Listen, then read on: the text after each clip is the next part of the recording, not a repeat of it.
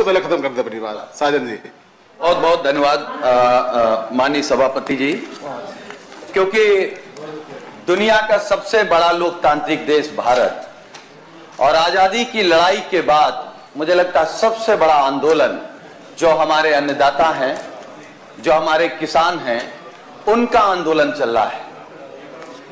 मान्यवर, ये बड़ी चुनौती भी है और बहुत दुख का विषय भी है। जो देश का पेट भरता हो वो आज राजधानी को घेर करके बैठा है। मान्यवर, सभी माननीय सदस्यों ने अपनी बात रख दी है।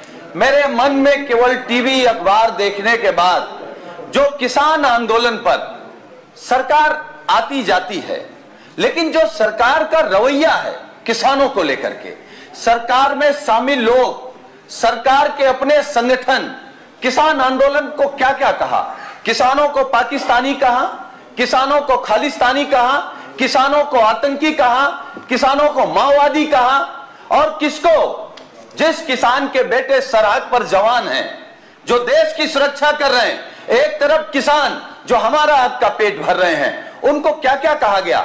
मैं मान्यवर इस सदन के माध्यम से केवल एक बात कह सकता हूं, आप सरकार में हैं, आपके खिलाफ जो बोले वो राष्ट्रद्रोही, आपके खिलाफ जो लिख दे वो राष्ट्रद्रोही, आपके खिलाफ जो सोचे वो राष्ट्रद्रोही।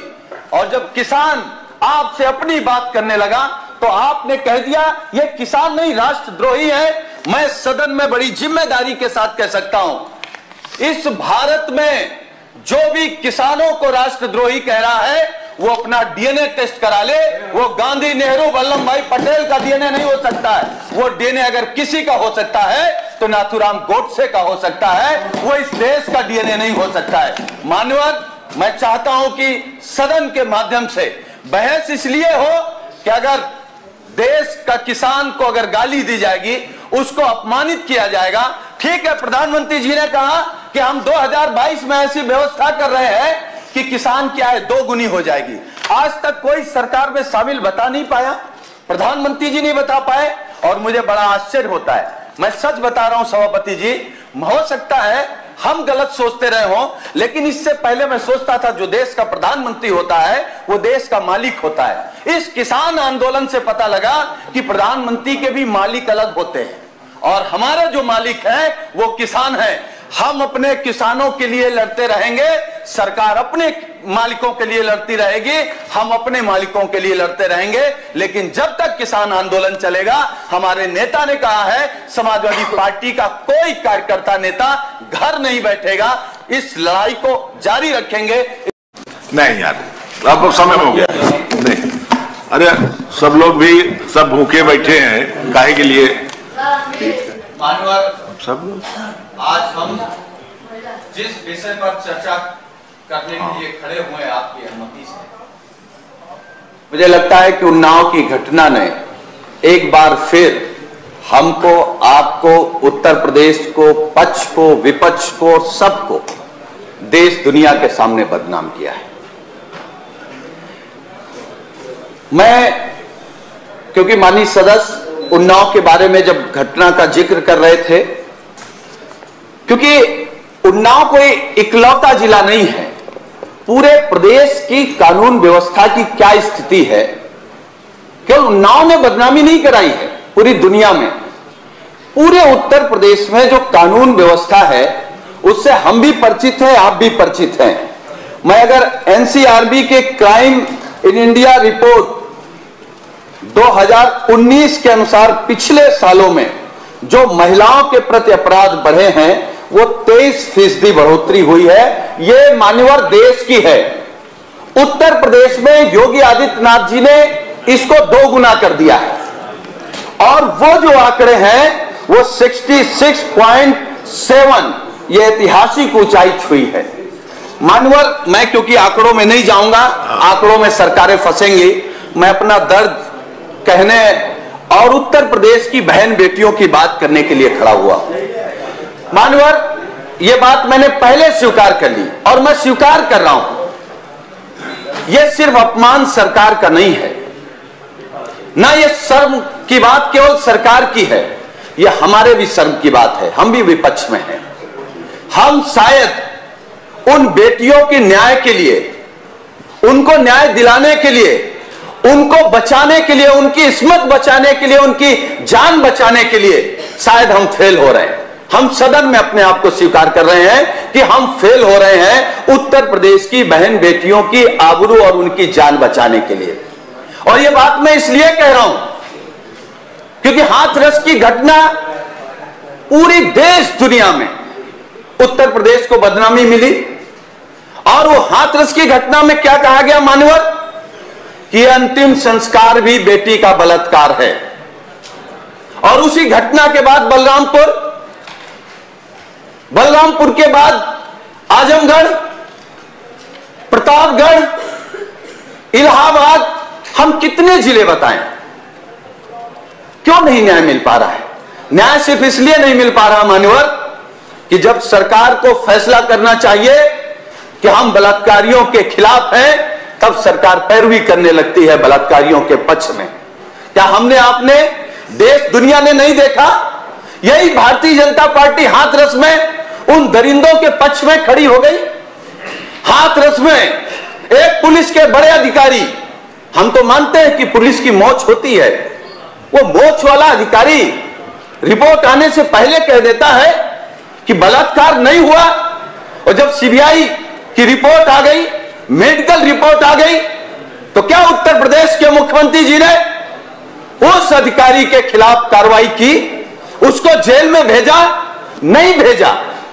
अगर नहीं भेजा तो फिर उन्नाव जैसी घटनाएं आप कैसे रोक लेंगे मान्यवर 2 साल में उन्नाव में 9 ऐसी घटनाएं हुई हैं जिनकी चर्चा, या जिसके वजह से उन्नाव को, हमको, आपको, सबको 9 घटनाएं बड़ी ऐसी हुई हैं कि दुनिया के सामने शर्मसार होना पड़ा है। और मैं एक और सवाल खड़ा करता हूं सरकार से, वो मेरे मन की आशंका है, शंका है, गरीबों की शंका है, दलितों की, पिछड़ों की है। अगर मैं उन्नाव की घटना का जिक्र करूं, 2 साल पहले एक बेटी को, दलित बेटी को पेट्रोल डाल करके जला दिया गया, 12 सगवर थाने की घटना है। फिर बिहार थाना एक उन्नाव में है, बेटी को जिंदा जला दिया गया। और सरकार में शामिल लोग और सरकार के लोग उस बेटी को जलाने वालों के पक्ष में खड़े हो गए। हमने इस सदन में आवाज उठाई थी मानवर। उसके बाद क्या हुआ, उन्नाव के एक हसनगंज थाने की घटना, मानवर बेटी का मामला है, उसने जब पुलिस ने नहीं सुना तो पुलिस कप्तान के ऑफिस के सामने उसने आत्मदाह कर लिया। अब उन्नाव की जो घटना है, थाना असोहा बबुरहा गांव की, हम लोग कल गए थे मानवर।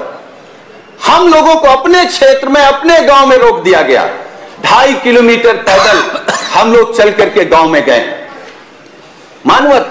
गरीब परिवार जो मजदूरी करके, जिसका पिता घर का खर्चा चलाता है, बच्चों को पालता है, 3 बेटियां अपने खेत में किस अवस्था में मिली?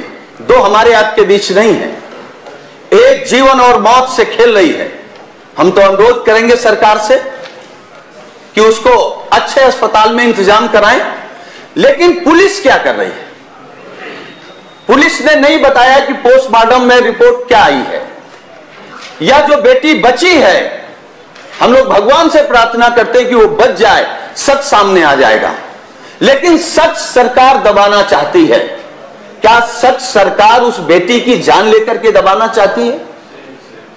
और मान्यवर, मैं एक बात कहूंगा कि जो माहौल है उत्तर प्रदेश में, यह नहीं कि केवल विपक्ष के लोगों के घर में बहन बेटियां चर्चा करती हैं, सत्ता पक्ष के लोग, पत्रकार, जितने भी लोग हैं, आज उत्तर प्रदेश में किसी की बेटी अगर सूर्यास्त से पहले घर ना आए तो लोग फोन करके पूछते हैं। अभी नेता सदन, नेता विरोधी दल को भी बोल रहा है। अपनी बात खत्म कर दूं, नेता सदन को उत्तर देना है।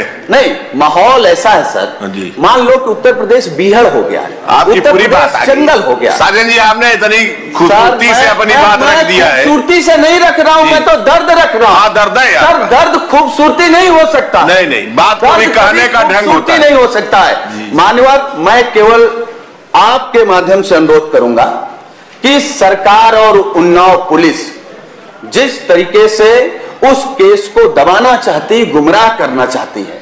आप क्या मैसेज देना चाहते हैं? क्या मैसेज देना चाहते हैं बेटियों को?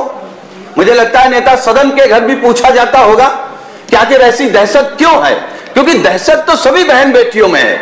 मैं अपनी बात खत्म करूंगा, उससे पहले जो मेरे मन में आशंका थी मैं कहूंगा। मान्यवर, जो उन्नाव की मैंने 9 घटनाएं बताई हैं, इसमें ज्यादातर घटनाएं या तो दलित परिवार की हैं या पिछड़ी जाति की हैं। तो आखिर ऐसा कौन सा माहौल बन गया 4 सालों में कि दलित की बेटी और पिछड़ी जात की बेटियों के साथ उनकी जान लेने के लिए, उनको जलाने के लिए, उनकी आबरू से खेलने के लिए आखिर लोगों के मन कैसे बढ़ गए हैं? इस सरकार में मैं कह रहा हूं बहन बेटियां सुरक्षित नहीं है, और उनमें भी जो दलित परिवार की और पिछड़ी जाति की हैं वो बिल्कुल सुरक्षित नहीं है। मैं इस गंभीर मुद्दे पर मैं चाहता हूं कि चर्चा कराए जाने की मैं मांग करता हूं। बहुत बहुत आनंद भदौरिया जी, आपने 30 सेकंड लिखा है, लेकिन